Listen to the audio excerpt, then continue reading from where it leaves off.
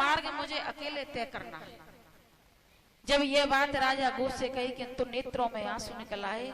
प्रभु, आपने अपनी सेवा से मुझे वंचित न करें, मैं आपके साथ 14 वर्ष तक रहने के लिए तैयार।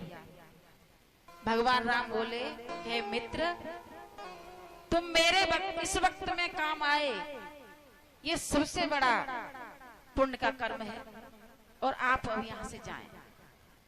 राजा गु अधीर होते हुए नेत्रों में आंसू है और लौट करके आ रहे हैं। लौट करके जब आए हैं तो वहां पर सुमंत जी उनकी प्रतीक्षा में बैठे हुए थे। सुमंत जी ने देखा कि राजा गु अकेले चले आए हैं, पछाड़ खा करके नीचे गिर पड़े कि अब मैं राजा से क्या कहूंगा। मैं चक्रवर्ती जी से कह के आया कि मैं दोनों बालक और पुत्र वधू सहित वन में एक चक्कर लगा करके लौटा के ले आऊंगा, लेकिन ये तो वास्तव में ही वन के लिए चले गए। राजा गु ने कहा कि चित्रकूट पर निवास है, आप अवध की नगरी में जाइए। सुमंत जी अवध की नगरी में प्रवेश किया। अर्धरात्रि में महाराज दशरथ के महलों में पहुंचे, और महाराज दशरथ के महलों में पहुंचे। जैसे ही सुमंत जी के आने की आहट सुनी, महाराज की मूर्छा खुली और दौड़े दौड़े चले आए। मेरे बालक लौट करके आए हैं और देखते हैं कि वो सुमंत जी अकेले आए। पैरों के बल गिर पड़े हैं, सुमंत, मेरा राम लौट करके नहीं आया, मेरे प्राणों को अपने साथ ले गया, मैं राम के बिना अब जीवित नहीं रह पाऊंगा। राम राम कहे, राम कहे। राम का नाम लेते हुए दशरथ महाराज ने मैया कौशल्या से कहा है, कौशल्या, आज मुझे वो श्राप याद आ रहा है जो उन अंधी योद्धा का मिला था, और अब मेरे लिए जीना बहुत मुश्किल है, क्योंकि मेरे प्राण राम में बसे हैं, और जब से राम अयोध्या से गया है, अयोध्या शमशान की तरह हो गई है। मैं राम के बिना जीवित नहीं रह पाऊंगा। और राम राम कहे, राम कहे, चक्रवर्ती जी ने अपने प्राण त्याग दिए। महलों में हाहाकार मच गया। वशिष्ठ मुनि को बुलाया। वशिष्ठ मुनि ने कहा कि जो होनी बलवान है उसे कोई टालने वाला नहीं है। रानियों को समझाया और भगवान के शरीर को तेल से भरी हुई नौका में रखवाया। जब तक भरत नहीं आते हैं तब तक इनका अंतिम संस्कार नहीं होगा। दूत भेजे गए भरत के लिए। भरत जी को स्वप्न होता है कि स्वप्न में घोड़े चीख रहे हैं और तूफान आ रहा है, विकट विकट परिस्थिति दिखाई दे रही है। उनके मन में विचार आया, कोई न कोई आपदा आने वाली है। मेरी अवध नगरी में कोई आफत ऐसी आ गई है जिससे मुझे ऐसे बुरे बुरे स्वप्न आ रहे हैं। कोई अनर्थ जरूर हुआ है। अनरथ अवध अरम में जबते कुसगुन होए भरत कहूं तब से देखहि राते भयानक सपना जाग कराही कट कोटि कल्पना। मन में अनेक कल्पनाएं उनके में आती है। भरत जी कहते हैं हो न कोई बात है। इतने में वशिष्ठ मुनि द्वारा भेजे दूत मामा के यहाँ पहुंचे और कहा कि आप शीघ्र से शीघ्र अवध की नगरी चलिए। वशिष्ठ जी ने कहा यदि आपने ये कह दिया कि पिताजी की मृत्यु हो गई और भगवान राम वन के लिए चले गए तो भरत जी जिंदा नहीं रहेंगे, इसलिए आपको एक ही बात कहनी है कि शीघ्र से शीघ्र आप अवध नगरी पहुंचे। जब भरत जी ने यह बात सुनी तो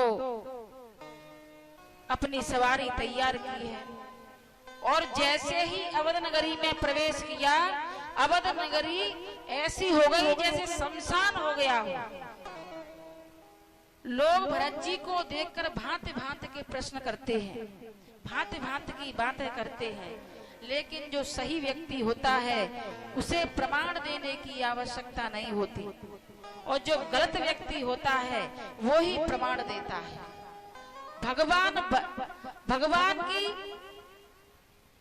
भक्ति हृदय में लेते हुए भरत जी कहते हैं कि आप कुछ भी कहो, मुझे यहाँ कोई फर्क नहीं पड़ता है, क्योंकि मैं प्रभु का अनन्य भक्त हूँ, संत हूँ। सबकी बातें सुनते, अटपटी बातें कि केकई ने इस बालक के लिए, इस बेटे के लिए भगवान राम को वन में भिजवा दिया, वन में भिजवा दिया। ये विचार और ये बात जब सुनी तो बड़ा दुख हुआ कि कैसी कैसी कल्पना कर रहे हैं लोग, कैसी कैसी बातें कर रहे हैं।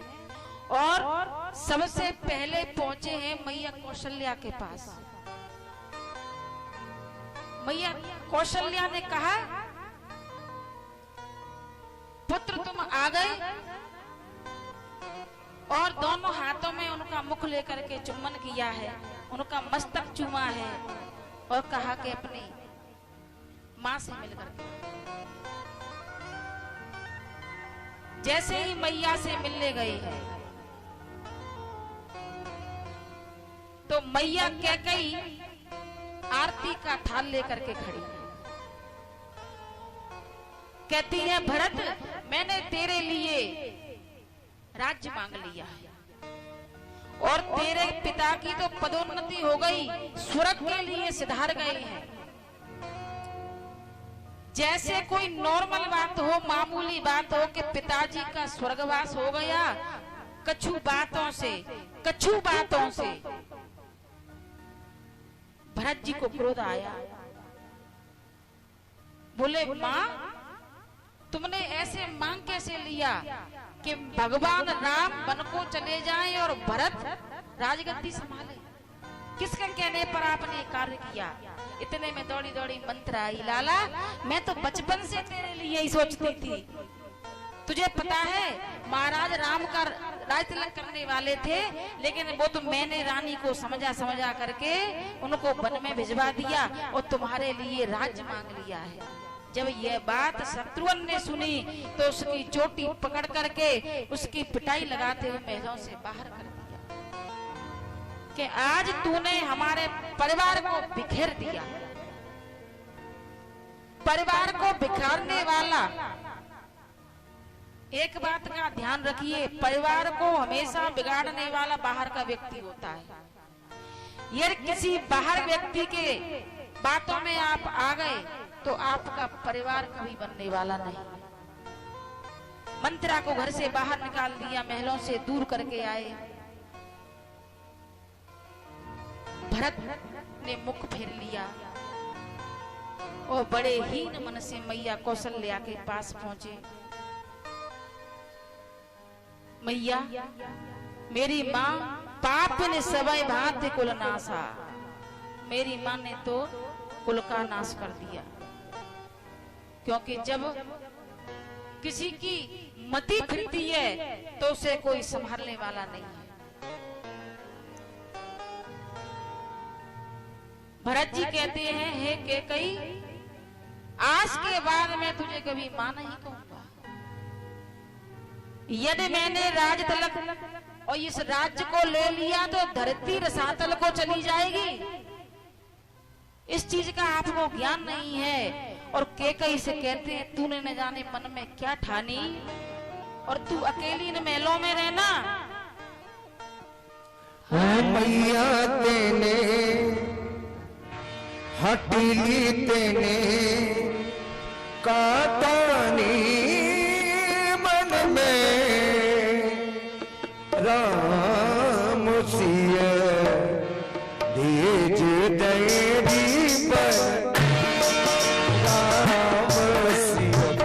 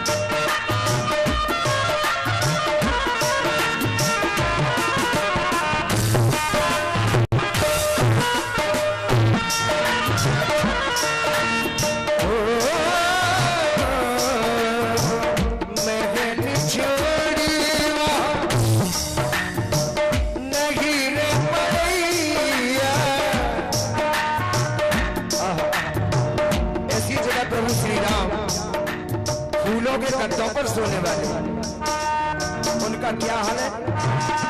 पता इनका जोड़ते जाते